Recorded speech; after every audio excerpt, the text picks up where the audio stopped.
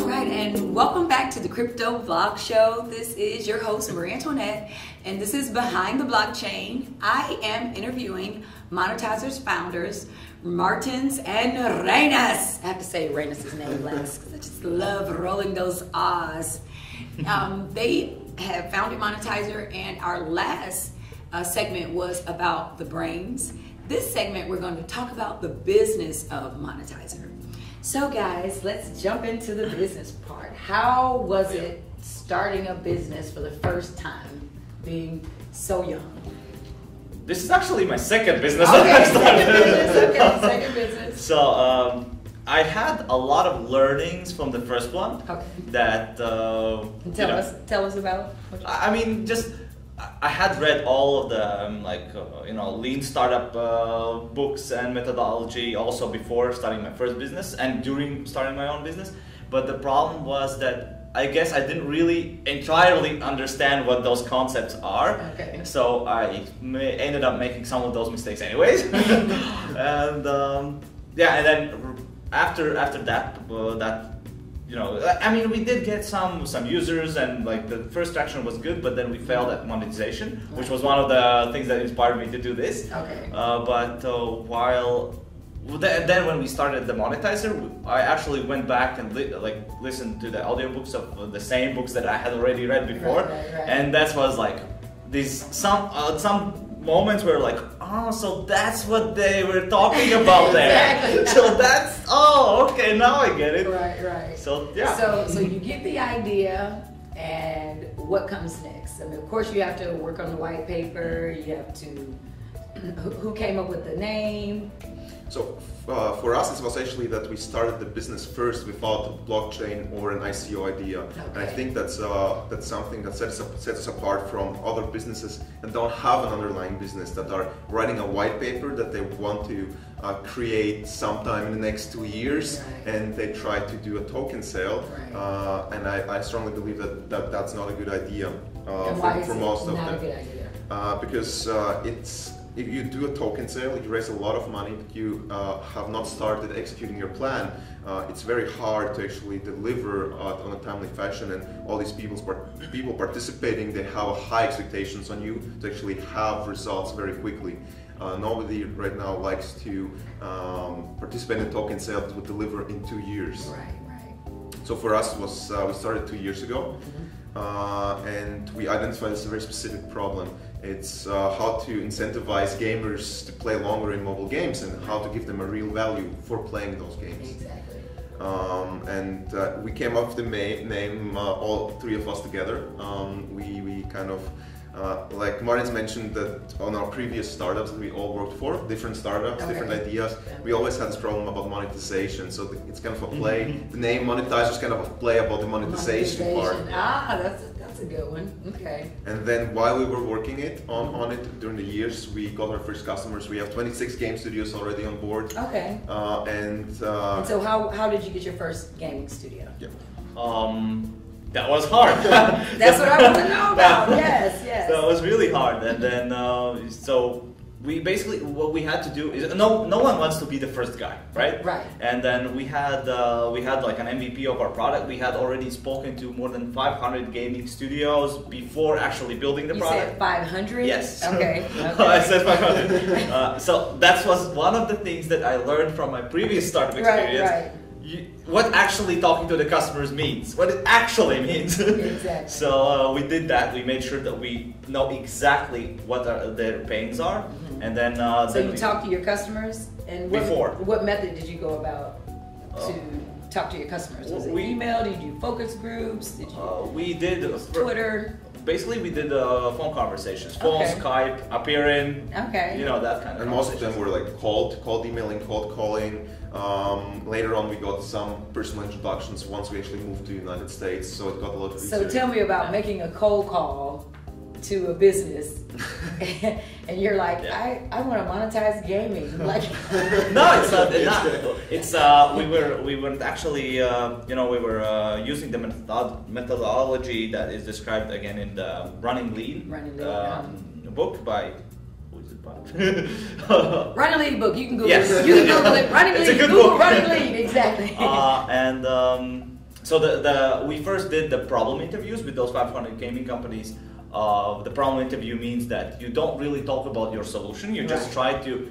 You have some assumptions in your head about what problems these companies are having, and then you try to validate them. And basically, you're asking questions, and you're hoping to hear what you.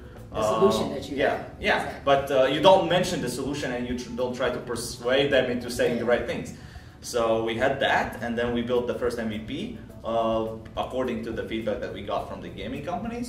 And then while building the first MVP, we already got in touch with the first company that we thought that would be perfect for this. That was a company from Columbus, Ohio. Okay. We actually went to meet them a few times in person. We built these personal relationships. They also helped us a lot with the implementation process. We ended up changing some stuff in the technical side, on the technical side, while implementing. Right. But they did implement it into one of their games, and then they also provided us a lot of good feedback that we ended up using and adjusted the SDK, our MVP, and then built the next one. So did you guys have any mentors throughout this process? So like I mentioned, we moved to the United States like 1.5 years ago. It was for a startup accelerator, which was in Cincinnati, Ohio. That's why. So that was your first introduction to America, Cincinnati, Ohio? No. We have been previously to the United States. But it was actually nice to be there in the first place because it's a smaller city where if you're a small startup, you have much easier to get those good mentors. And what season was it? I'm just wondering. Was it wintertime, summertime? No, it was summertime. We went there in September, and then we left in March. Oh, so you had a chance to see the snow before you left. Yeah. There's hardly any snow there. We come from Latvia where there's actually a lot of snow. I know. So I'm still waiting for snow here in Atlanta. It's supposed to be here any minute now. No, you don't want it to snow in Atlanta. We call it snowpocalypse. You'll be stuck at work for 3 days. We're stuck here anyway. Exactly. What would be the difference over here? Yep. So you meet the first company. You go to Cincinnati, and you stay there. You said because you guys were a part of a program. Yeah. And what was the program like? What was it?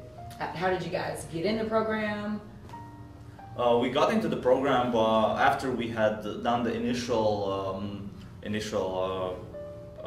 customer interviews. We created a profile on F6S, the platform that creates profiles for startups. Okay. You said F6S. Good information, people. F6X. S. Yeah, F6S. F6S. Yeah, I don't know what this stands for, but exactly. You can Google that too. Yeah, exactly.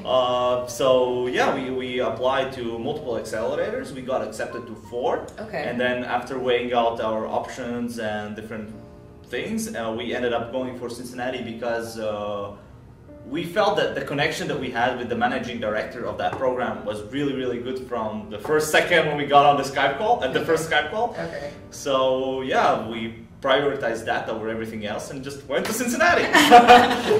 And stayed until March, right? It was really good. So both you guys were there in Cincinnati? Yeah. So did they have co-op apartments? Like, what was it like? It's like the program itself, it provides initial funding of the company. Okay. It's a small amount of $55,000 that they give you for the start of your company that you need in the beginning. You don't need a lot of money in the beginning when you want to actually just create an MVP and prove your business model. Right. But we had to look for our apartments ourselves. We had to figure out visas for coming to the United States. It took some time from actually building the business, but once it was done, it was really great. The accelerator helped us not only with mentors that were really valuable for us, they helped us to work on our business model, to work on our pitch, to explain to everybody what we're doing in the 1-2 sentences. Exactly.